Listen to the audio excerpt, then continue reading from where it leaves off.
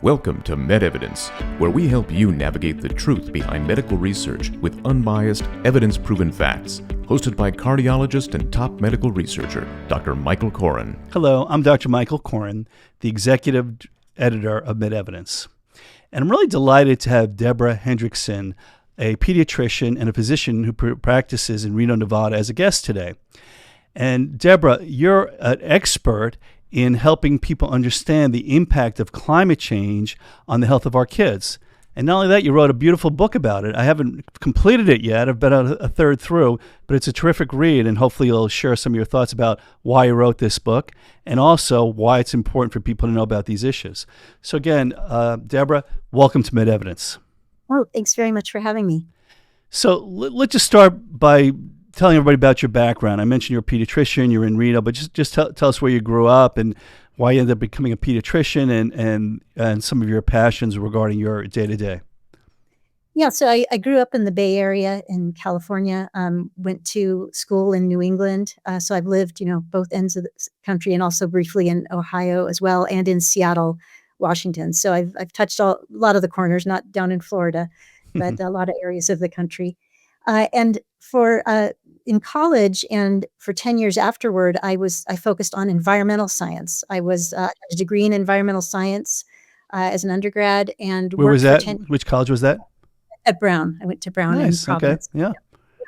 Yeah. And I worked for 10 years as an environmental analyst and planner for government agencies in New England and Washington State in the Seattle area.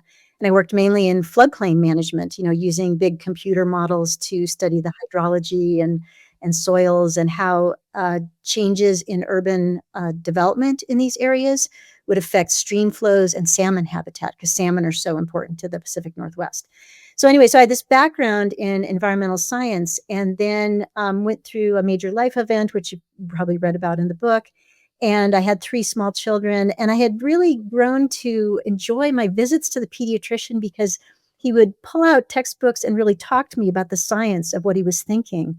And I kind of liked the detective aspects of it, and I liked the idea of combining some of my science background with caring for kids. And so when I faced this life crisis, I decided to change direction and went back to medical school to become a pediatrician. So that was my background before I became, and so climate change was kind of a way that both of my careers came together, that an environmental issue was affecting the health of my patients. Interesting. So just to help the listeners and viewers understand this better, you talk about a lot of things in the book, and the name of the book is called The Air They Breathe. And for that reason, obviously, some elements of respiratory issues in kids is an important part of this, although more broadly, you talk about all the effects of climate. But tell us a little bit more about where you got the title, and also something about childhood asthma. How often is it that people, that young kids come into the emergency room, for example, or come to your office with breathing problems? How often is that related to asthma, or what else can it be? Just so people get a little bit of the medical background of these type of issues. Yeah. So the title comes from one of the major themes of the book, which is that it's really impossible to separate a child's health from the health of the environment, and particularly the quality of the air that they breathe. And so there's a whole passage in the book about this in the introduction that you probably read, for example, the lungs, children are born with, most lung development happens after birth, like 80 to 85%. So you're born with like 30 to 50 million of these saccules that then differentiate into hundreds of millions of alveoli. And we know that kids who are born or raised in areas with bad air quality they tend to have smaller, stiffer lungs by the time they reach adulthood, because it impairs the differentiation of the alveoli. They tend to have increased elastance of the lungs, so stiffer lungs, and the immunity of the lungs is affected too. And that has, of course, lifelong implications. So, and also I go into some detail in the book about how the brain can be affected by the quality of air we breathe. We now know that air pollution is a major derailer of normal development in kids living in high pollutant areas. And the reason this is an issue with climate change, it's not just that fossil fuels increase air pollution, and on their own, even if they weren't causing climate change, would be having many of these impacts. But they have been another impact, which is increasing wildfire smoke, increasing ozone or urban smog, increasing aero allergens. So they're having a number of, they're also looping back and causing even further impacts, especially in areas of the West out here where we're so impacted by wildfire smoke. So the main point of the title was that kids develop through interaction with the environment, and particularly with the air they breathe. And so that's a very important determinant of health. Yeah, fascinating. Yeah. The second part of your question about asthma versus other things, we often see small children in pediatrics who, of course, have bronchiolitis, like RSV or metapneumovirus. So they'll come in wheezing, coughing, and it'll seem and sound a lot like asthma, but you can sometimes tell just from the exam because it's more coarse and the slightly different presentation, or they'll be positive for RSV on the lab test that you have in the office. You'll know that it's bronchiolitis and not asthma, although those kids are going to be a little bit more prone to asthma afterward. So there, and sometimes kids will just come in during a smoke event and be short of breath, or I've had patients end up in the hospital during a smoke event in our town, because that's been the biggest impact of climate change here. We're 10 miles from the California border, so we get a lot of wildfire smoke from just west of us. And they may never have another episode, but the smoke was the cause. It was an environmental trigger, not that they have asthma underlying it. Interesting. So one of the things that occurred to me as we're talking about things is that 100 years ago, you would read in novels and other pieces of literature that people moved from New England to warm climates like Arizona for their health, particularly respiratory illnesses, Yes. with the concept being that it's warmer and drier. But maybe that's different nowadays with climate change. And the second chapter of the book is actually all about Phoenix, and I go into some of that history because, and it was interesting because there was a whole field of medicine at that time called climatology, which of course has a very different meaning now. But it was this idea that you could prescribe people a place to move to, and that a different climate would improve their health. And a lot of people did improve when they moved to Arizona, but it was probably in many cases just because they were getting out of some of the 19th century, tenement conditions in some of these cities. So that is a big part of the history of the Southwest. So writing this book is a huge endeavor. I'm always impressed by my guests that have put the time and effort. It's not easy, especially when you're still practicing and you have lots of other parts of your life. So tell me a little bit more about what drove you to write this book. Was it one incident, multiple incidents? What was it that made you decide to literally spend the time to put together such a nice piece of work? Oh, thank you. Yeah. I had, as I was seeing more and more impacts of the smoke in the office, I really wanted to help parents understand both the urgency of the moment that we're in right now with climate change, and their own agency to do something about it. I kind of think parents are the sleeping giant in the climate fight. And I was kind of hoping to tap into that fierce protectiveness that anybody in pediatrics has seen in their interactions with parents in the clinics and hospitals, and help them be as concerned about this as they are with any other aspect of their kids' health, and give them some guidance about what to do about it. And it was also, I really wanted it to be kind of a moral call to action. I wanted it to evoke powerful emotions and wake up people to the implications of what's happening to the people we love most in the world. Because I do think that climate change is a crime against children. I think this is the greatest moral crisis that humanity has ever faced, and it's up to all of us as individuals to do something about it. And there was one specific incident that triggered me writing the book. I don't know if you wanted me to talk about that too, that Sure. you read about it. Absolutely. Yeah, so it was about 12 years ago. It was the first of we've had a series of major, we call them smoke crises here, where we just get weeks up to months of smoke, where it's very overwhelming and oppressive. But the first one of these really was in 2013. It was called the Yosemite Rim Fire, and I was seeing a little girl in my office who had already had some respiratory issues, some asthma symptoms, and she was only about 10 months old. And outside the windows of the hospital that day, ash was raining from the sky like snow, and it was just swirling around the building. And it was just an apocalyptic scene. And her mom brought her in because she just couldn't get her symptoms under control. And she'd put this damp baby blanket over the car seat to try to keep her protected. And it was covered with little flakes of ash when she came in. Anyway, I had this baby on the table and I was listening to her lungs, and she was just looking up at me with these big brown eyes, struggling to breathe. And that was really the moment that I realized that I was seeing things that I had learned about in my environmental education and career in terms of the forests burning at much higher rates. And we didn't realize it at the time because that was a really unusual event at the time, but it became a very routine event over the subsequent decade. Hmm. Interesting. Mhm. That having a interaction with a patient like that can be incredibly motivating for us physicians, and Yes. and to your point, a call to action. And this gets into a little bit of the controversies around of climate change. And again, we're not political here. We just like to report the facts and let people make their own decisions. But there are some debates about how much of climate change is man-made and how much of it is from other sources.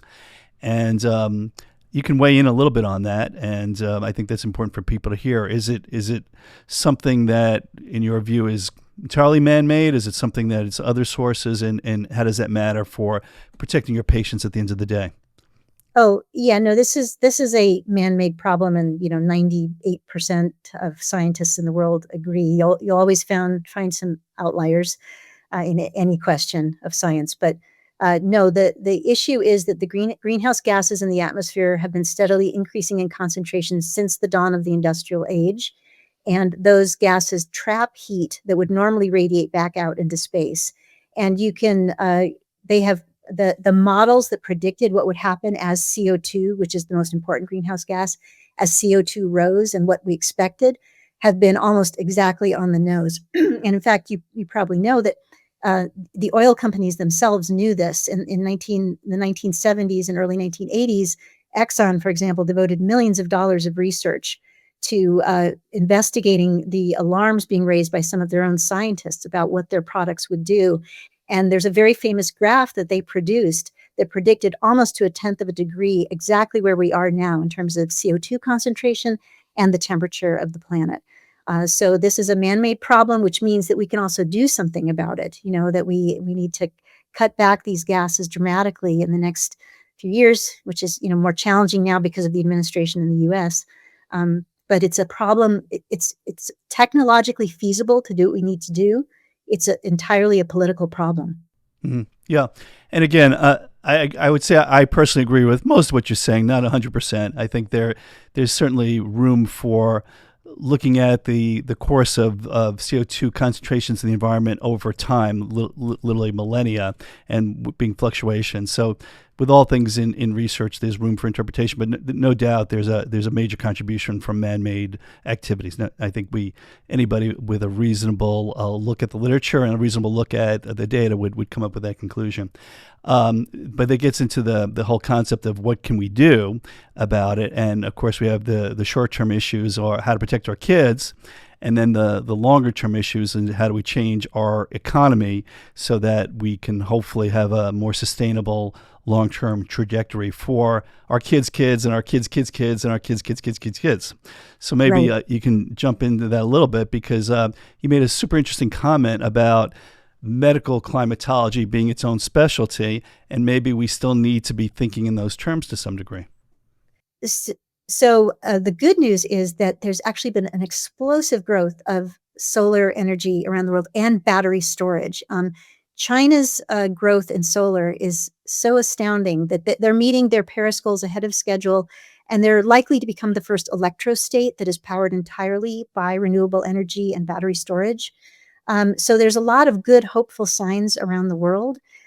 This is, and these energies are cheaper, faster to create, and a lot of the barriers right now are just how to connect them to the grid and technological issues like that. But those can be overcome with the right funding and governments in place. Um, so it's entirely a problem we can solve, and there's a lot of hopeful signs on the horizon. The issue is how fast it's happening in, countries like ours, wherever we have a very limited window of time to avoid the most catastrophic warming. The modeling has shown that we're supposed to cut the greenhouse gas CO2 emissions in half by the end of this decade to avoid going over 1.5 degrees centigrade warming in the trend line of warming. So it's, and that's obviously a window that's rapidly closing. So we're probably going to exceed it, but every 1/10 of a degree matters. And so we need to just work as fast as we can Sure. to make the transition happen. Well, if I'm not mistaken, the models also would suggest that if we stopped all CO2 production tomorrow by some miracle, we're still going to see warming in the environment. So there's going to be a certain period of time where we're going to have to deal with this, which gets into this whole issue: how do we protect our kids in the short run? And Yeah. and so I'm curious your thoughts about that. Yeah, the modeling shows that warming, well, the most recent modeling that was done on this anyway, showed that warming would stop in 3 to 5 years if we completely stopped CO2 tomorrow. So in terms of how to protect kids, there's kind of two avenues parents can take. One is adaptation. That's what do we do to protect our kids right now from things that are happening right now? And the other is, mitigation or sustainability. What do we do to keep this problem from getting worse? And in terms of adaptation, it depends which issue you're talking about, whether it's wildfire smoke, or air quality, or heat waves or hurricanes, and there's a list of recommendations I go through in the book for each of those for how to protect our kids. And then for sustainability, it's I usually tell people to think of your own life as being in the center of a series of spheres, and your child is in a home with a family, and that's the center sphere. The next sphere out might be their school and your job, and then your neighborhood, your city, your county. And take an inventory of your own greenhouse gas use in each of those, or of your community's use in each of those spheres, and just pick one thing to work on.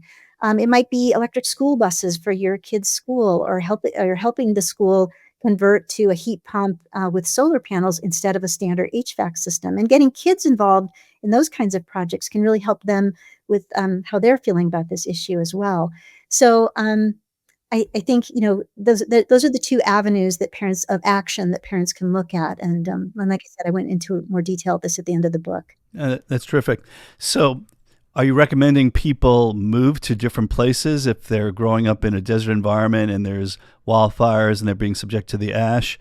Should they be moving someplace else? Back echoes of what happened 100 years ago when people are moving to warmer climates.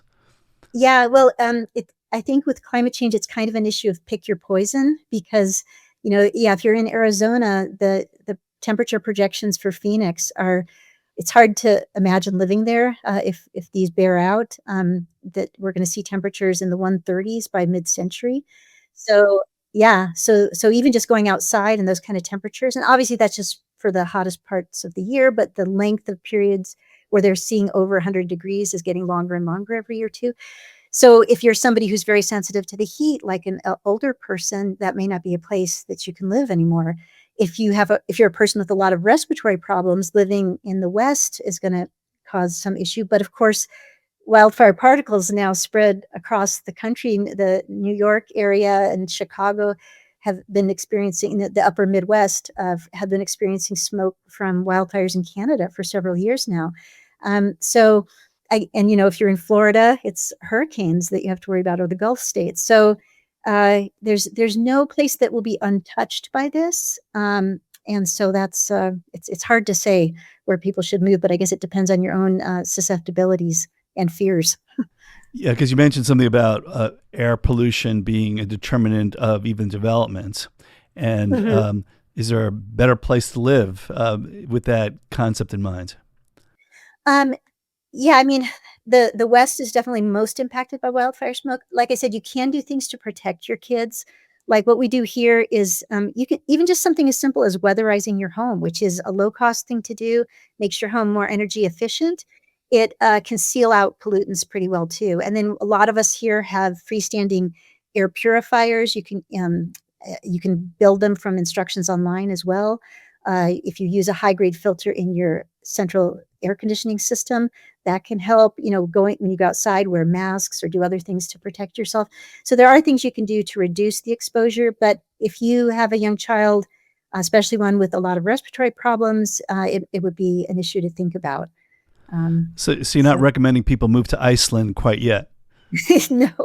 No. I think I don't think there's any place you can guarantee yourself you won't experience some other impact of this. And one other impact that I just wanted to mention too, and I think this is relevant for everybody in medicine, that because of the threat that climate change poses to healthcare infrastructure, this is an issue that threatens really every area of medicine. But it is a particular issue for children because, and this has been in the news somewhat lately because of what's going on at HHS, you know, the fact that we expect our children to survive to adulthood, that is a fairly recent phenomenon. Yeah. Throughout most of human history, the odds of a child surviving to adulthood were about 50-50. And that it was up until the beginning of the 20th century. In 1900, 40% of all deaths in the US were children 5 and under, and that was mainly from infectious diseases. So a lot of the improvement we've seen in that is because of vaccines, which have, of course, been in the news, but also clean drinking water, sewage treatment, milk pasteurization, mosquito control programs, all the aspects of public health, and hospitals and clinics where we can get the supplies we need. You probably saw in the news or experienced when Hurricane Helene hit Western North Carolina, the factory that made 60% of the IV fluids in the United States was badly damaged. And so we had a nationwide IV fluids shortage. And that's just one example. There's some from every disaster, of hospitals that never reopen, of supply chains that are interrupted. So everyone in medicine is going to be affected by this. But children, because they've benefited so much from public health improvements, as those start to unravel because of a warming environment, a warming climate, and all the chaos that's going to unleash, that's a big threat to the next generation. And if I could just make one other point, it's that the healthcare system itself is a contributor to greenhouse gases. 4 to 5% of all greenhouse gas emissions globally, and between 8 and 10% in the US, are from the healthcare sector. So if physicians are listening to this and want to get involved, just getting involved in your own hospital's waste and emissions profile and trying to do something about that can be helpful. Well, Deborah, this has been an absolutely fascinating discussion. Thank you so much. Any final words for the parents out there? That I know your focus is definitely on some public health elements and public policy elements, but I do think a lot of people that are listening to these things also want to make sure that they're doing whatever possible for their kids and their grandkids to protect them. So any final recommendations for that? Yeah, so in terms of adaptations parents can take to, for example, a heat wave, you can go to heatrisk.gov or the heat risk advisory system for CDC. It will tell you if there are any heat advisories for your county that week. Obviously do your errands early in the morning, drink plenty of water, take shade breaks. If your kids are in sports, be sure the coach is aware of the risk of heat illness and of the signs of heat illness, especially for football players, because they're more at risk because of the padding that they wear. So football coaches are supposed to have a tub of water on the field for kids to be dunked in if they get too hot, and they should have a wet globe thermometer device, wet bulb globe thermometer on the field to tell them the full risk, not just from the temperature, but all the other conditions. And there are adaptations like this for air quality as well. So one other thing in your book that I found interesting was about insect-borne illnesses. Can you make a comment on that? That's like a practical thing that people would take away. So for vector-borne illnesses in the spring and summer, you want to use a good insect repellent. If you go to the American Academy of Pediatrics site for parents, which is called healthychildren.org, they have a table there of insect repellents that are safe for children of various ages that you can use to repel mosquitoes and ticks, which are both the risks from both of those insects are rising as the climate warms and the environment changes. And then you can use bed screens if you're going to be out camping in an area with a lot of mosquitoes, and also hats that have some netting sometimes can be used to help older kids.